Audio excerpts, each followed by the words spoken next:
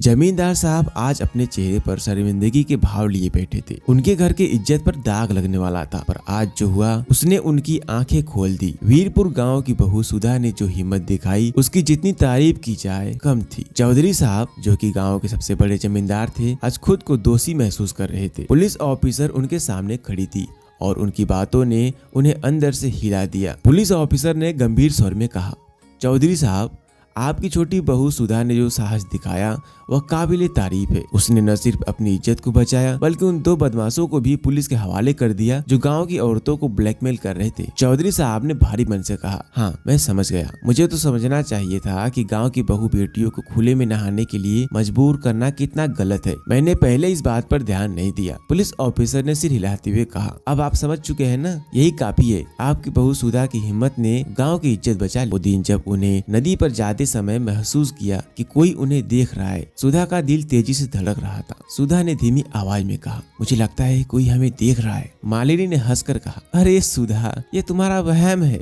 इस गांव के मर्द तो डरते हैं नदी के पास भी आने से। पर सुधा को यकीन था कि कुछ गड़बड़ थी और वही हुआ। कुछ बदमाशों ने उनका पीछा किया और उनकी तस्वीरें ले ली। अगले दिन रास्ते में उन्होंने मालिनी और सुधा का रास्ता रोक लिया। देखो ये तस्वीरें, एक बदमाश ने धमकी भरे लहजे में कहा। अगर तुम चाहती हो कि ये तस्वीरें गांव में न फैले तो हमें नकद और जेवर लाकर दो, वरना ये तस्वीरें हम पूरी गांव में फैला देंगे। मालिनी घबरा गई। सुधा, हमें कुछ करना होगा, लेकिन कैसे? पर सुधा की आंखों में डर के बजाय गुस्सा था। हमें इनका मुंह बंद करने से अच्छा इनको सबक सिखाना चाहिए। अगर आज हम चुप रहेंगे तो ये कल किसी और बहू बेटी के साथ ऐसा करेंगी। मालिनी ने सहमे स्वर में कहा, पर सुधा, हमारी इज्जत का क्या? ये लोग हमारी तस्वीर हर जगह दिखा देंगे। पर सुधा ने हिम्मत नहीं हारी। वह चुपचाप पुलिस थाने पहुंची और वहां की लेडी ऑफिसर को सब कुछ बता दिया। अगले दिन सुधा और मालिनी बदमाशों की बताई हुई जगह पर पहुंची। दोनों बहुएं बाहर से डरी हुई नजर आ रही थी, पर सुधा की आंखों में एक अलग ही चमक थी। जैसे ही बदमाश उनके पास आए और उनको धमकियां देने लगे, पुलिस ने तुरंत उन्हें घेर लिया। लेडी पुलिस गरजती हुई आवाजों में कहा, गांव की मासूम औरतों को ब्लैकमेल करके उनके पैसे और जेवर मांगता है। आज तो इनको अच्छे से सबक सिखाना पड़ेगा। अब तुम जेल की हवा खाओगे। गाँव के लोग यह खबर सुनकर चौधरी साहब के पास पहुँचे। उन्हें अपनी गलती का एहसास हो गया। उन्होंने सिर झुकाकर कहा, गलती मेरी थी सुधा। मैंने कभी इस बात पर ध्यान ही नहीं दिया कि हमारे घर की औरतों को भी इज्जत और सुरक्षा की कितनी जरूरत है। इज्जत और सुरक्षा की उतनी ही जरूरत है जितनी की हमें। मैं वादा करता हूँ कि इस गांव में हर घर में अब से गुसल खाना होगा, ताकि फिर कभी किसी बहू बेटी के साथ ऐसा न हो।